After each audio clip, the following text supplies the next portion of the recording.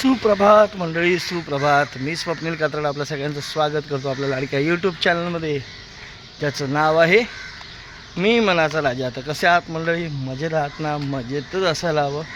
तर मंडळी, आज एका छोट्याशा विषयावर गप्पा माराव्याशा वाटतात तुम्हाला. सुरुवातीलाच, ब्लॉगच्या सुरुवातीलाच आपल्याकडे एक म्हण आहे, जावे त्याच्या गावा. या म्हणीचा अर्थ असा आहे की आपण प्रत्यक्षात त्या गावात किंवा त्या परिस्थितीला फेस केल्याशिवाय, तोंड दिल्याशिवाय आपल्याला त्या विषयाची गंभीरता, त्या प्रश्नाची गंभीरता, समस्या कळत नाही. आणि आपण अनभिज्ञ असतो त्या समस्यांपासून. दुरून डोंगर साजरे, लांबून आपल्याला ते गोष्टी सुंदर, छान आणि तिथे काहीच प्रॉब्लेम नाही असं वाटत असतं नेहमी आपल्याला. जोवर ती परिस्थिती आपल्या स्वतःवर ओढावत नाही तोपर्यंत असं वाटतं अरे सगळं चांगलं चाललं आहे, सगळं नीट चाललं आहे, सगळं छान चाललं आहे. तर मंडळी, तुम्ही बोलत असाल अरे काय नेमकं काय ते उलगडून जरा सांग बाबा. तर मंडळी, रात्री मी तब्बल 2 ते 3 वाजेपर्यंत जागा होतो. तुम्ही म्हणाल का? तर मंडळी, झोप येत नव्हती. तर तुम्ही म्हणाल अरे मुळात झोप यावी लागते. तू आराम करत असेल दिवसभर तर झोप कशी येणार? तर नाही मंडळी, डोळ्यावर झोप होती तरीही झोप येत नव्हती. त्याचं कारण गरमी. अक्षरशः गरमीने रात्री मी बेहाल झालो. 2-3 दिवस तर होतच होतो, पण रात्री एवढा बेहाल नव्हतं अजिबात झालो. असं वाटलं अक्षरशः कुठेतरी बर्फ अंगावर घ्यावा. तर मंडळी, हे एवढी गरमी वाढत चालली आहे, मला याची जाणीव का नव्हती? कारण आधी मी व्यवस्थित ठिकाणी राहत होतो, आताही व्यवस्थित ठिकाणीच राहतो आहे, पण तिथे गार वाटत नाही आहे. गरमी वाढायला लागली. तर मंडळी, मला सांगायचं थोडक्यात तात्पर्य हे काय, जे AC जे मस्त थंडाव्यात, जसं नेहमी सावलीत असतात, त्यांना उष्णतेची गंभीरता कळणार नाही. गरमी वाढत चालली आहे हे त्यांना अजिबात कळणार नाही. आणि खरं त्यांना काय, मला सुद्धा आतापर्यंत कळत नव्हतं. लोक झाडं का कापू नये यासाठी मोठमोठी आंदोलनं का करतात हे आत्ता मला कळतं आहे. आता मला कळतं आहे ते बिचारे झाडं तोडायला आली की झाडाला बिलगून का बसतात, का दिवस रात्रभर आंदोलनं करतात. सयाजी शिंदेंसारखे व्यक्ती का ह्याच्या विरोधात आवाज उठवतात, ह्याची थोडी जाणीव आधी होती, पण गंभीरता अजिबात नव्हती. मंडळी, मी जर साधा एक व्यक्ती गरमीमुळे झोपू शकत नसेल, मी समजा त्यावर अजून काय पर्याय शोधून काढेल, कूलर आणेल, AC बसवेन, पण मंडळी ती समस्या माझ्यापुरती तिथेच थांबेल, सुटणार नाही. आणि ह्याच्यावर कायमस्वरूपी उपाय आहे झाडं न तोडणं, ग्लोबल वॉर्मिंग कमी करणं. हाच एक उपाय आहे आणि हा जागतिक उपाय आहे. मी माझ्यापुरतं तापमान कमी करणं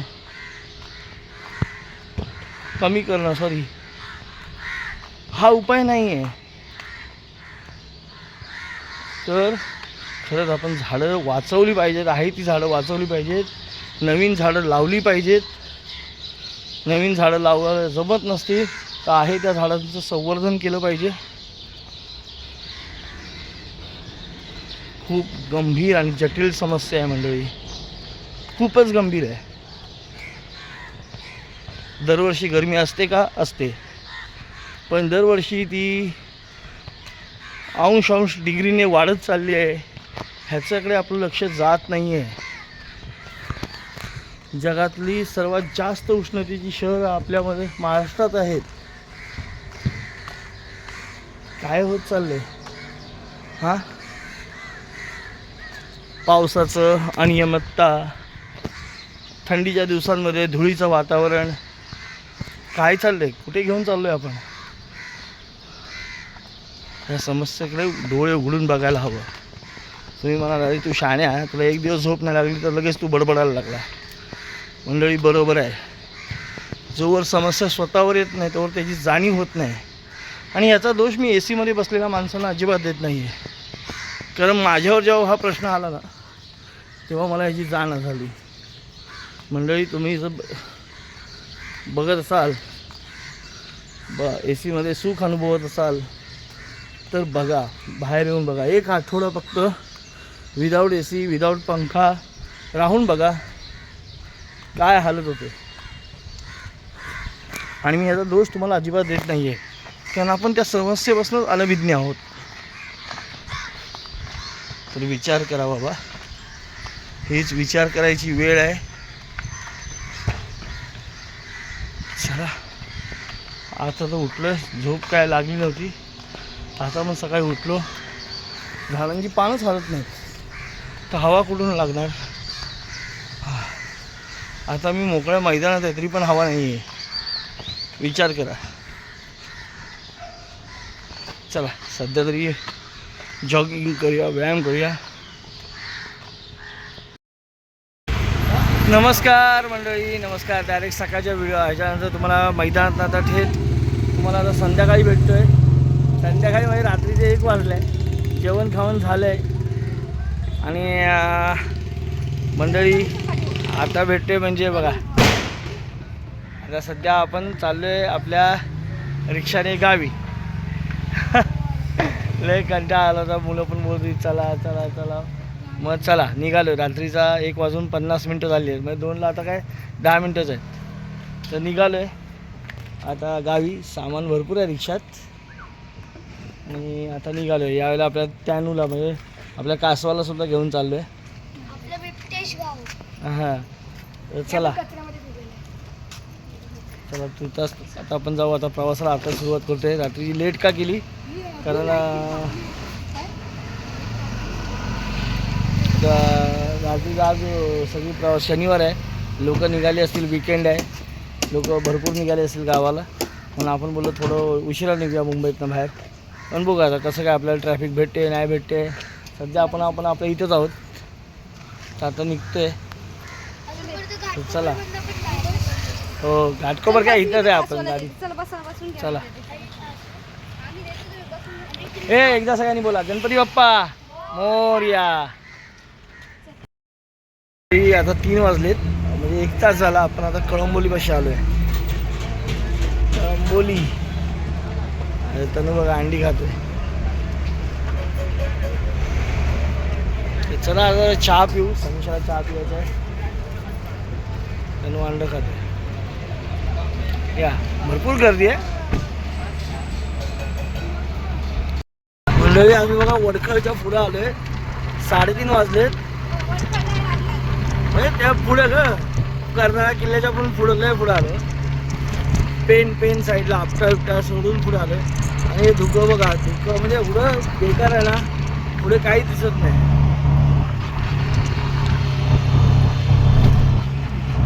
आता कंपन्या लागतील, JSW वगैरे, प्रिझम.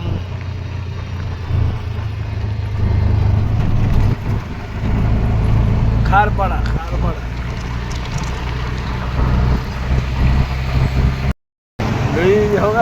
थंडी वाजायला लागली. वातावरण एकदमच चेंज झालं. समीक्षा अंगावर देते. मला पण थंडी जाणवायला लागली. बापरे बाप. हा पाऊस पडतो ना, मध्ये पाऊस पण पडलाय, त्याचे परिणाम मध्ये.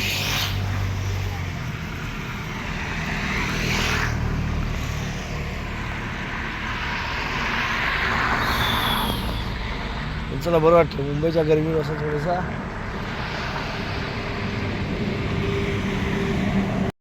सकाळचे 6:15 झालेत आणि आम्ही कुठे पोहोचलोय का? आलं आता माणगावच्या आसपास आलोय, इंदापूरच्या आसपास आलोय. पण मंडळी कडक उन्हाळा आहे म्हणजे मुंबईमध्ये जो कडक उन्हाळा आहे ना, आणि आम्ही आता अक्षरशः हिवाळ्यातल्या थंडीला देखील लाजवेल एवढी थंडी आता या हायवेला पडली. एवढं धुकं या हायवेला आहे. बापरे बाप, आम्ही थंडी अक्षरशः कुडकुडलोय बघा.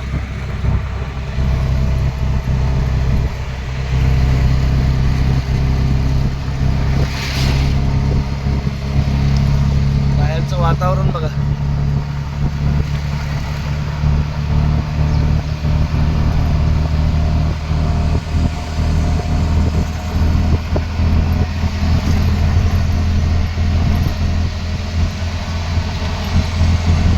धुकं बघा कसं जमीन पकडली.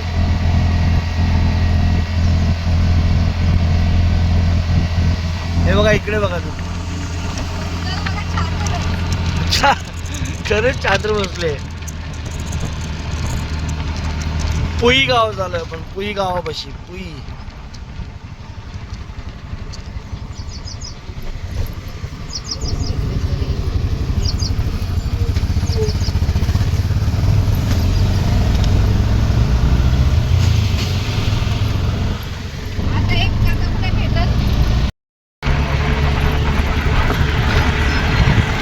सकाळी सकाळी सूर्याचं दर्शन झालेलं आहे.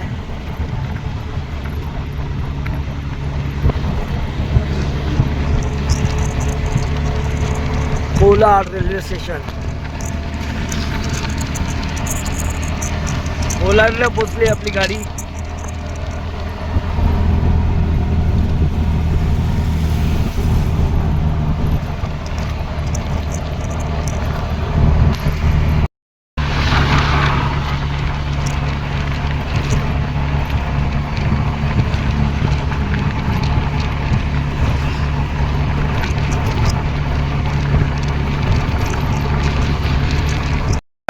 तसं आम्ही पोहोचलोय इकडे चांडवे म्हणून, म्हणजे महाडच्या पुढे, महाड आणि पोलादपूरच्या मध्ये. पण आता एक प्रॉब्लेम झाला आहे. प्रॉब्लेम म्हणजे मोठाच इश्यू झाला आहे. म्हणजे महानगरचे जे गॅस CNG पंप आहेत त्यांचा काय स्ट्राईक आहे. अचानक स्ट्राईक झाला रात्री 12 वाजता. आणि आता CNG भेटत नाही कुठे. रायगड जिल्ह्यात तर नाहीच भेटत आहे. आपण कोलाडपासून आपण शोधतोय, सगळं बंद आहे. आणि काही ठिकाणी तर पेट्रोल पंप पण देखील बंद आहेत. काय अचानक समजत नाही. आणि आपला जो CNG आपण जो मुंबईत भरला होता पहिल्यांदा निघालो तेव्हा, तो आपल्याला चालला महाडपर्यंत. आणि आता महाडपासून पुढे पेट्रोलवर चालवते गाडी. म्हणजे आपल्या गाडीच्या आपल्या ऑटो रिक्षा जी आहे त्याची पेट्रोलची टाकी खूप छोटी आहे. आता CNG नाहीच भेटला तर काय प्रॉब्लेम होणार आहे काय समजत नाही. अचानक यांनी संप का पुकारला हे सांगतात पगारवाढीसाठी. ऐन वेळी सगळी लोक निघाली आहेत. कसं काय होणार काय समजत नाही बाबा. कोण कोणाला मनाला येईल तसं करतंय. नाही तुमच्या काही मागण्या असतील पण ते आधीच घोषित करायचं ना. केलंही असेल कदाचित, मला माहीत नाही. पण आता अचानक प्रॉब्लेम झाला. तर सुट्ट्यांचे दिवस आहेत, लोक फिरायला बाहेर निघाले आहेत, गावी जायला निघाले आहेत. आता आम्ही बघतोय प्रत्येक याच्यावर महानगरचे तर गॅस पंप बंदच ठेवलेत त्यांनी. काय समजत नाही काय करायचं.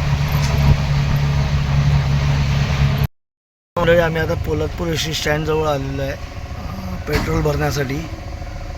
CNG पंप इथे तर काहीच चालू नाही. आता पुढे बघूया आपण. रत्नागिरी जिल्ह्यात एंट्री केल्यावर म्हणजे बोगदा क्रॉस केल्यानंतर काय लोक म्हणतात आहे चालू, पण अजून कन्फर्म नाही आहे. त्यासाठी आपण आता पेट्रोल तर भरून जाऊया.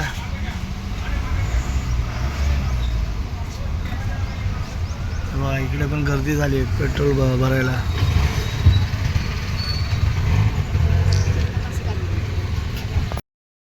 आपण पोलादपूरला आहे. सकाळचे 9:10 झाले. बघा खाऊ गल्ली आहे ही सगळी. खाण्यासाठी लोक भरपूर उभी राहिले तिकडे. एसटी स्टँडचं काम चालू आहे समोर. बघा इथे कोल्हापूरचे फेमस भजी पावभाजीवाले.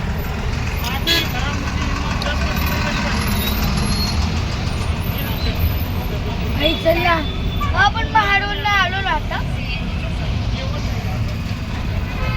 मंडळी हे बघा आता आम्ही आलोय कशेडी बोगद्याजवळ.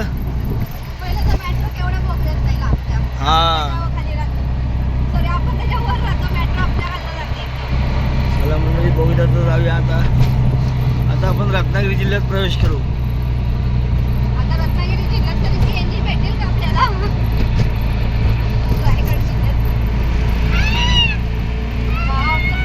मंडळी CNG ला गर्दी बघा किती आहे. बाप रे बाप, भयंकर रांगा लागल्यात बाबा. बघा मंडळी, थांबूया इथे घ्यायचं आपल्याला, पण भेटते काय ते बघा. आधी रिक्षाची वाटत तिकडे आहे, तर तिकडे आहे.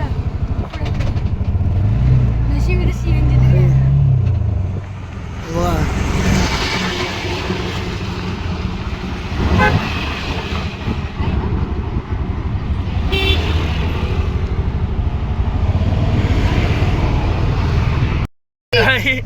मंडळी फायनली CNG भेटलेलं आहे आपल्याला. हा आपल्या रत्नागिरी जिल्ह्यामध्ये भेटलेलं आहे आपल्याला CNG. चला, गाडीच्या पोटापुरतं झालेलं आहे, फुल केलेली आहे आपण टाकी. गाडीचं पोट भरलंय, तर 2-3 दिवस काम करेल. आणि भरपूर गर्दी आहे.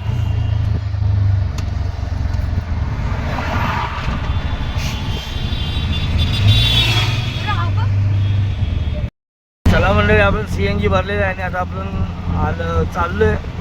कळबणी क्रॉस केले आपण.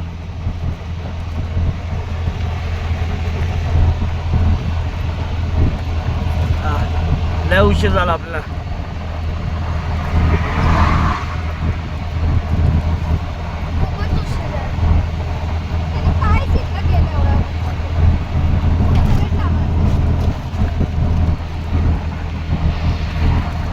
मंडळी 10:30 झालेत आणि आपण पोहोचलोय खेड नगरी. खेडला आलोय आता आपण. Khed ST stand. अशा प्रकारे आपण टॅनीला सुद्धा घेऊन आलोय आपल्यासोबत. टॅनी पण आहे.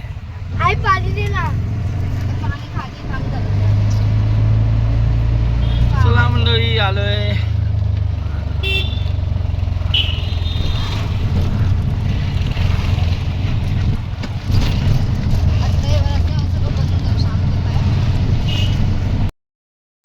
तर नमस्कार मंडळी. सकाळी तुम्ही बघितलं, सकाळी मग 10:30 आपण खेडमध्ये पोचलो होतो. इथे येता आपल्याला झाले 11:15 झाले आणि 11:15 वाजता आलो घरी. आणि जो मोबाईल खाली ठेवला आणि जो काही बघितलं नाही, बागेत फक्त एक राऊंड मारून आलो बागाने, फक्त काही इकडे तिकडे बघितलं आणि डायरेक्ट झोपलो मी. समीक्षा जागी होती, त्याने घर पूर्ण स्वच्छ केलं, साफसफाई केली. हां, आणि दक्ष पण जागा होता. आणि मी आता उठलो म्हणजे भूक लागली म्हणून जरा उठलो. कारण सकाळी फक्त भजीपाव खाल्ले होते पोलादपूरला. त्याच्यावरती आता उठलो आणि आता समीक्षा चहा बनवेल. तर मंडळी, तुम्ही आपला प्रवास बघितला असेल. आपण निघालो होतो खेडला येण्यासाठी आपल्या घरी. आणि काल सकाळी मैदानात झालेला प्रवास आता मी इथेच संपवते. आपला व्हिडिओ इथेच थांबवते आणि लगेच आपल्या दुसऱ्या व्हिडिओला सुरुवात होईल. आता गावाकडचे व्हिडिओ यशेच येतील आपले. आणि सुट्टीत आपण इथंच असणार आहे, आराम करणार जरा आणि व्हिडिओ पण आणणार तुमच्यापर्यंत आणि आपल्या बागीचं काम पण करणार थोडं. आणि तर चला मंडळी, झाडांची अवस्था नंतर दाखवतो तुम्हाला कशी झाली ती. आणि चला आता हा व्हिडिओ इथेच थांबवतो. तुम्हाला आपले व्हिडिओ कसे वाटत आहेत ते आवर्जून सांगतो. आणि हो, एक अपडेट म्हणजे तुम्हाला CNGबद्दल अपडेट. आम्ही जो मुंबईला आमच्या इथे आसलप्यामध्ये गॅस भरला होता आणि त्याच्यानंतर आम्हाला गॅसची आवश्यकता नाही आली. नंतर मग महाडपर्यंत आलो आणि म्हणजे कोलाडपर्यंत. आणि कोलाडला बोललो थोडं CNG भरूया. तर CNG बघायला गेलो, तो CNG पंप सगळीकडेच बंद होते. बंद म्हणजे ते सांगत होते संप चालू होता, स्ट्राईक. ते प्रत्येकजण त्यांची वेगवेगळी कारणं सांगत होता की पगारामुळे आमचे बंद आहेत. महानगरचे आम्ही सगळे जेवढे पंप बघितले तेवढे सगळेच बंद होते. काही ठिकाणी पूर्ण पेट्रोल पंप बंद होतं.